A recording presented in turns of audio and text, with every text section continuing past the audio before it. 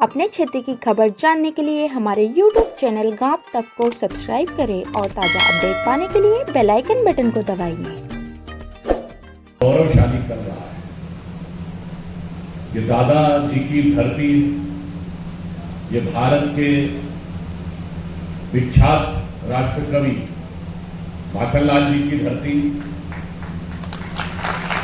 भारत में स्वर की अप्रतिम प्रतिभा के प्रतीक किशोर कुमार जी की धरती।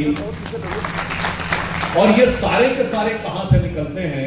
यहां से थोड़ी ही दूरी पर ओंकारेश्वर का यह क्षेत्र, जिसके लिए हमारे धर्मशास्त्रों में कहा गया है ओंकार बिंदु संयुक्तम नित्यम ध्यायन्ति योगिना कामदम मोक्षदम चैव ओंकाराय नमो नमः। यानी समस्त कामनाएं, इच्छाएं जहां उत्पन्न होकर अपनी परिणति को प्राप्त करती हैं, ऐसी धरती। और यहां एक बात और याद दिला, अगर आप सबको ध्यान हो कि ओंकार का महत्व क्या है, कि भगवान कृष्ण ने जब गीता में अपना विराट रूप दिखाया और उन्होंने बताया कि मैं इसमें अमुक में ये हूं, अमुक में ये हूं, तो उन्होंने क्या कहा? प्रणवों में मैं ओंकार हूं। यानी भगवान के नामों में ओंकार हूं। तो ओंकार भगवान के नामों में भगवान कृष्ण के अनुसार सबसे सर्वोच्च स्थान है। और यहां पर आपने देखा आदि शंकराचार्य जी की वो विशाल प्रतिमा स्थापित की जा रही है। आदि शंकराचार्य जी वह महापुरुष जिन्होंने संपूर्ण भारत का एकीकरण किया, जिन्होंने ज्ञान के उस स्वरूप का प्रतिपादन किया जिसके लिए अगर आप सब लोगों को पता हो अथवा कुछ लोगों को न पता हो, उपनिषदों का किसी प्रथम यूरोपीय भाषा में अनुवाद जिसने किया है वो जर्मन भाषा में अनुवाद किया एक जर्मन विद्वान आर्थर शोपेनहावर। और उसने कहा कि उपनिषदों का ज्ञान मनुष्य के ज्ञान की पराकाष्ठा है। उसने कहा कि उपनिषदों का वाक्य जो आदि शंकराचार्य जी ने दिया था, तत्त्वमसि, कोई भी जाकर ये चेक कर सकता है, चाहे तो आप नेट पे भी चेक करेंगे तो मिल जाएगा। उन्होंने कहा यह मेरी दृष्टि में महावाक्य है। कौन कह रहा है? एक जर्मनी का विद्वान कह रहा है कि उपनिषदों का वह ज्ञान जिसका कि सार आदि शंकराचार्य जी ने प्रतिपादित किया, वो मेरी दृष्टि में महावाक्य है और मनुष्य के ज्ञान की पराकाष्ठा है। तो आप सोचिए कि अगर हम उस धरती पे हैं, और यहां मैं ये भी याद दिलाना चाहता हूं, ये बदलाव इस समय बहुत बड़ा बदलाव आ रहा है। बदलाव सिर्फ इतना ही नहीं है, आज जब हम यहाँ एकत्र हैं, आने वाले समय में दीपावली का मौसम भी आ रहा है और चुनाव का मौसम भी आ रहा है। पर इन दोनों मौसमों में पिछली बार के मुकाबले अंतर क्या है? एक बड़ा अंतर यह है कि अब चुनाव का मौसम एक अलग संदेश लेके आ रहा है। जब पिछले संसद सत्र में पहली बार भारत की संसद ने नारी शक्ति वंदन अधिनियम पारित किया है, और वो संयोग देखिए कि हमारी संसद का श्री गणेश चतुर्थी को हुआ, और संसद में के नए भवन में जो पहला अध्यादेश पारित हुआ वो नारी शक्ति वंदन अधिनियम पारित हुआ। अर्थात महिलाओं को अब भारत की संसद और राज्य विधानसभाओं में समुचित प्रतिनिधित्व का मार्गदर्शन किया। और उससे पहले क्या हुआ? उससे पहले भारत दुनिया में चंद्रमा के उस अछूते कोने को छूने वाला पहला देश बना जहां आज तक कोई नहीं गया। और आपको पता ही है कि चंद्रमा या किसी भी ग्रह के ऊपर कोई भी देश जाता है तो उस देश को यह अधिकार होता है कि वो चाहे तो उस पर जो भी नाम देना है उस पॉइंट को दे। तो हमारे प्रधानमंत्री श्री नरेंद्र मोदी जी ने उसको क्या नाम दिया? पॉइंट शिव शक्ति। अरे तभी समझ लेना चाहिए था कि शिव के साथ अब शक्ति को भी स्थान मिलने का समय आ गया है। तो जो हमारे तमाम विरोधी कह रहे थे ना कि ये सब क्यों बुलाया गया है, किस लिए समझ में नहीं आ रहा है, अरे भाई समझने का संकेत प्रधानमंत्री जी ने दे दिया था, समझने वाले समझ रहे थे, ना समझे वो नारी था।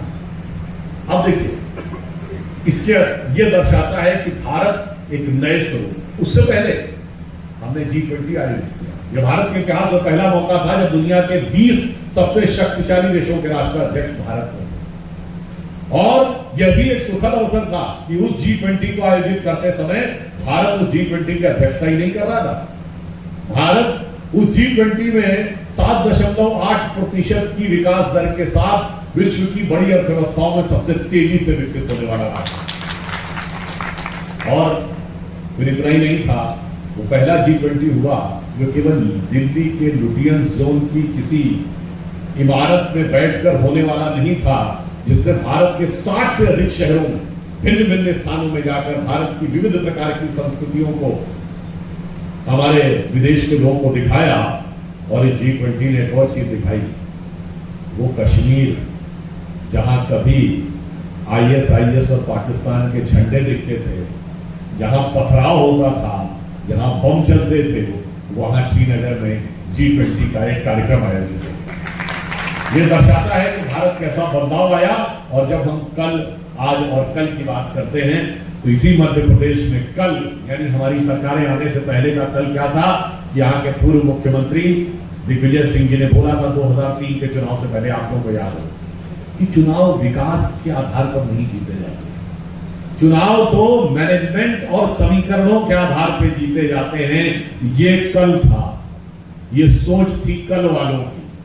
मगर हमारी सरकार ने, श्री नरेंद्र मोदी जी ने आने के बाद और मुख्यमंत्री के रूप में शिवराज सिंह चौहान जी ने विकास के उन शानदार कामों को करते हुए उस सोच को बदला कि चुनाव विकास के आधार पर जीते जा सकते हैं। जब प्रधानमंत्री जी पहली बार मुख्यमंत्री बने 2001 में, अगर आपको याद हो 20-22 साल पहले भारत में वातावरण ये था, एक प्रचलित धारणा ये थी जिसे एंटी इनकम्बेंसी कहते हैं, यानी कोई भी दल सत्ता में आता है, कुछ समय सत्ता में रहेगा, उसके बाद उसके खिलाफ माहौल बन जाएगा और अगली बार वो चुनाव हार जाएगा। ये माना जाता था जो एक बार सरकार में आ गया वो अगली बार हारेगा। मगर मोदी जी ने आकर विकास के शानदार कार्य, जन कल्याणकारी योजनाएं, गरीब और वंचित तक विकास की उस किरण को पहुंचाकर ये दिखाया, यदि आप शानदार विकास का काम करेंगे तो उस एंटी इनकम्बेंसी को प्रो इनकम्बेंसी में तब्दील किया, यानी निरंतर हमारी सरकार बनती रही। और यहां भी आपने देखा कि मध्य प्रदेश में केवल वो 2018 में जहां जरा से मामूली के अंतर से कुछ चूक गए थे, उसको छोड़ दें, तो 2003 से लेकर आज तक बार बार सरकार में आकर विकास के द्वारा कैसे मार्ग प्रशस्त किया जा सकता है वो सिद्ध किया। विकास की दृष्टि से देखें तो आपके शहर में ही, आपके इस क्षेत्र में सौर ऊर्जा, हाइड्रो पावर और जल को लेकर जो अभूतपूर्व विकास के कार्य हुए हैं। एक दौर था जब यहां मैंने सुना है कि पानी के टैंकर आया करते थे, करोड़ों रुपए नगर निगम का केवल टैंकरों की आवाजाही के लिए व्यय हो जाता था।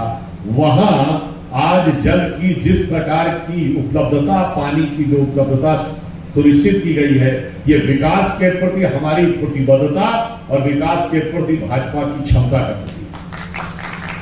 और मैं ये भी कहना चाहूंगा कि जब पानी की उपलब्धता यहां सुनिश्चित हो ही गई है, तो उस पानी का मान, यानी पानी का पानी इस क्षेत्र की जनता अवश्य रखेगी, ऐसी मैं कामना करता हूं।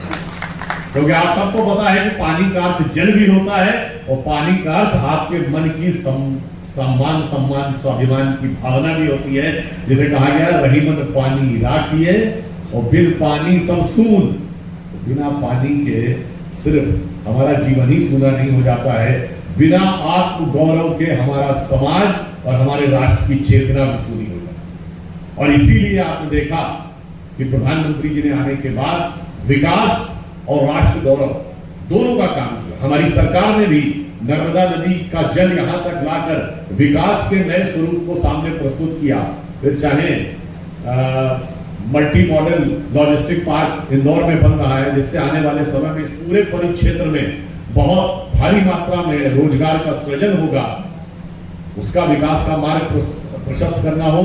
अथवा जैसा मैंने भी बताया कि ओंकारेश्वर में 108 फुट ऊंची आदि शंकराचार्य जी की प्रतिमा हो, या महाकाल का लोक हो, अथवा सागर में संत रैदास जी का 100 करोड़ से बनने की लागत से बनने वाला भव्य मंदिर हो, भारतीय आत्म गौरव के उन सारे विषयों को भी उतनी ही प्रखरता के साथ आगे रखा। मैं ये भी बताना चाहता हूं कल क्या था और आज क्या है। केंद्र में हमारी सरकार आने से पहले जो कल था, अगर आप याद करिए, 10 और 12% की महंगाई की दर हुआ करती थी। विकास की दर महंगाई की दर से कहीं कम थी।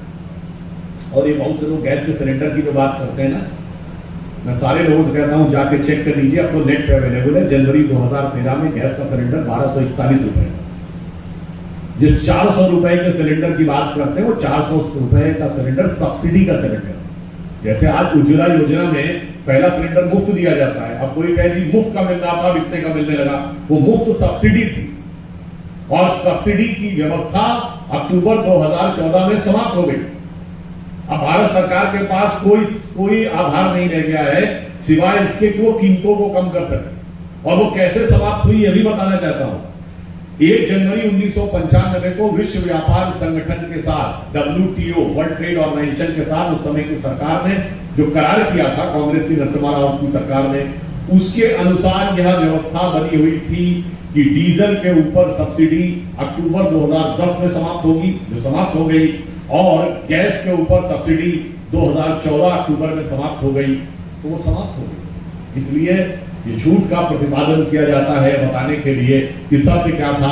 जो बाजार मूल्य था सिलेंडर का वो 1241 था। और इस भयंकर दौर में, जबकि आप देख रहे हैं कि कोविड के बाद पूरी दुनिया एक भारी आर्थिक मंदी की तरफ जा रही है, रूस और यूक्रेन का युद्ध हो रहा है, और अभी आपने देखा इजराइल और हमास के बीच में युद्ध शुरू हो गया, अंतरराष्ट्रीय परिस्थितियां इतनी जटिल हैं। इसलिए जो बात मैं कई बार कह चुका हूं, आप प्रबुद्ध हैं तो आप इस बात को समझ सकते हैं। G20 कंट्रीज में एक कोई देश बताइए जहां महंगाई की दर भारत से कम, एक कोई देश बताइए जहां विकास की दर भारत से अधिक हो। हम विश्व में इस विपरीत परिस्थितियों में, और मैं सिर्फ कोई पाकिस्तान और श्रीलंका की बात नहीं कर रहा हूं जो लुटे पिटे जा रहे हैं, खत्म हुए जा रहे हैं, मैं बात कर रहा हूं अमेरिका की, मैं बात कर रहा हूं चाइना की। अमेरिका में इस समय 40 साल की सबसे अधिक महंगाई है। अमेरिका के 2 बड़े बैंक, जिसमें एक सिलिकॉन वैली बैंकक्रप्ट हो गया। आप जाके चेक कर लीजिए, जून के महीने में 2023 में अमेरिकी बैंकों ने फेडरल रिजर्व से सबसे ज्यादा कैश निकाला है। क्यों? वो कह रहे हैं कि लोग हमारे बैंकों से एफडी तोड़वा रहे हैं, बैंक में जो पैसा है उसको निकाल रहे हैं, तो कहीं ऐसा ना हो कि हमारा बैंक डिफॉल्टर हो जाए, इसलिए अधिक से अधिक कैश दीजिए। और चाइना में अगर आप देखें तो वहां की सबसे बड़ी रियल एस्टेट की कंपनी एवरग्रांड दिवालिया हो गई। हमारे यहां कोई बैंक दिवालिया हुआ क्या? हमारे यहां कोई कंपनी दिवालिया हुई क्या? उसके बावजूद आप यूं समझिए कि पूरे दुनिया के समुद्र में सुनामी आई हुई है और अगल बगल के सारे जहाज उल्टे पलटे जा रहे हैं। दुनिया के बड़े से बड़े जहाज डगमगा रहे हैं। मतलब मैं यूरोप, अमेरिका और चाइना की बात कर रहा हूं। और उसमें हमारे जहाज का कप्तान यानी हमारे प्रधानमंत्री श्री नरेंद्र मोदी जी जिस कुशलता के साथ चला के ले जा रहे हैं, तो सवाल ये पूछा जा रहा है, मेरी बाहर सुनामी को मत देखो, बाहर आए हुए भूकंप को मत देखो, ये थोड़ा जहाज हिल क्यों रहा है इसको देखो। जनाब मैं कहना चाहता हूं, चलो हम ये भी बात मान लेंगे बाहर मत देखो, पर आप तो वही सबसे ज्यादा बाहर जाके ज्ञान देते हैं। भाई भारत की राजनीति के चिर युवा और चिर व्याकुल नेता जाकर आज तक भारत में जिस देश की धरती से हमको ज्ञान दिए हो, अमेरिका, मैं बता देना चाहता हूं, ब्रिटेन, जर्मनी, इटली, जापान और थाईलैंड, कोई एक देश बताएं जहां इस समय महंगाई हमसे कम। या तो बाहर से जाके ज्ञान देना छोड़ दो, और या फिर हकीकत देखो। वो जिस कुशलता से मोदी जी यहां तक लेके आए हैं, तो उसके लिए हमें लगता है कि एक पंक्ति उनके चरितार्थ होती है कि हमें इल्जाम मत दीजिए, बहुत अफसोस होता है। हमें इल्जाम मत दीजिए, बहुत अफसोस होता है। बड़ी तरकीब से कश्ती यहां तक लेके आए हैं, बदल देते हैं हम दरिया की लहरें अपनी हिम्मत से, आंधियों में भी अक्सर चिराग हमने जला। जय मां चंडी मैया। मां चंडी भव्य मंदिर निर्माण, मां चंडी दरबार टिमरनी। मां चंडी मैया का भव्य मंदिर निर्माण कार्य किया जा रहा है, जिसमें आप सभी भक्तगण सहयोग अवश्य प्रदान करें एवं पुण्य के सहभागी बने और सभी लोग माता रानी के मंदिर में सहयोग करें। जय माता दी।